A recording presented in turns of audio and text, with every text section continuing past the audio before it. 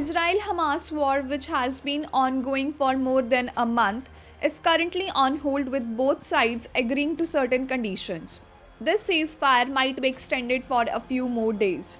However, the crucial point is that this is not a permanent ceasefire. The big question now is what happens after the ceasefire. Will Israel sit quietly or seek retribution from Hamas? Before exploring the answer to this question, let's take a look at recent developments. The release of Israeli captives is linked to the situation. Pressure was mounting on Israel's Prime Minister to bring back his people safely. In response, Israel agreed to extend the ceasefire for 1 day in exchange for the release of every 10 captives and a formula to release 3 Palestinian prisoners for each captive over the next 6 days. If this continues, there might be an increase in the number of the Palestinian prisoners released for each captive. Hamas has expressed its desire for the release of more prisoners in exchange for each captive. Israel may agree to this since it has around 8,000 Palestinian prisoners, some of whom are involved in less serious cases, including many women and minors. If the continuation of the ceasefire is contingent on the terms of the release of captives, it is unlikely to last for an extended period. In the first 4 days of the ceasefire, Hamas released 50 Israeli captives and 19 captives from 19 other countries.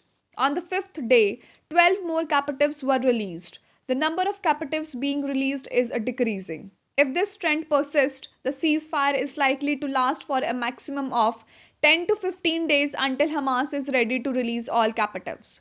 According to our information, Yahya Sinwar, the military chief of Hamas, is not prepared to release all captives associated with the Israeli army, and they might be used as leverage. Meanwhile, it is clear that the ceasefire is expected to be short-lived. During this time, the more aid that can reach Gaza, the better. Over 16 million people in Gaza are affected, with many living in shelters in southern Gaza or on the streets. About 200 trucks of relief supplies are being sent to Gaza daily, and the impact will likely increase after the ceasefire. Now the question arises, what will Israel do after the ceasefire? Prime Minister Benjamin Netanyahu has stated that Israel will completely eliminate Hamas and its military will eradicate Hamas in a way that it doesn't pose a threat to Israel's security again.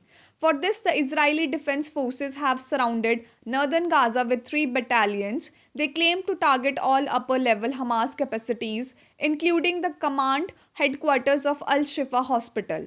They have also claimed to discover many tunnels and to free Gaza from Hamas, although Israel acknowledges that it has not completely destroyed Hamas' underground capabilities. In addition, Israel has kept the ground operation in southern Gaza ongoing. This implies that, like northern Gaza, it will also destroy Hamas positions in southern Gaza.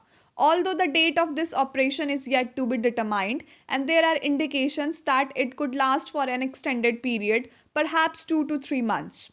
A challenge here is that if this operation happens, where will hundreds of thousands of people go?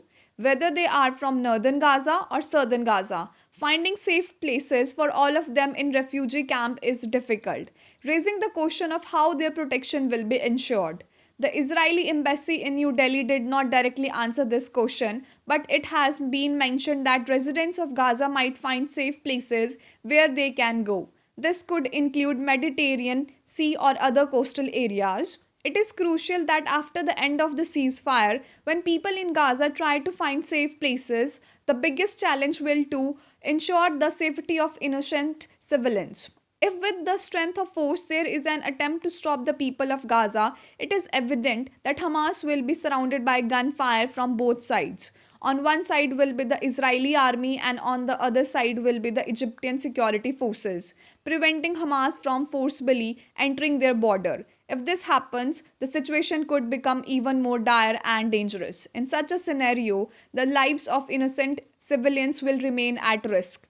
In the midst of all this, one thing is clear, the ceasefire is likely to be very short duration. For more details, click on our website www.aajkiawaz.in.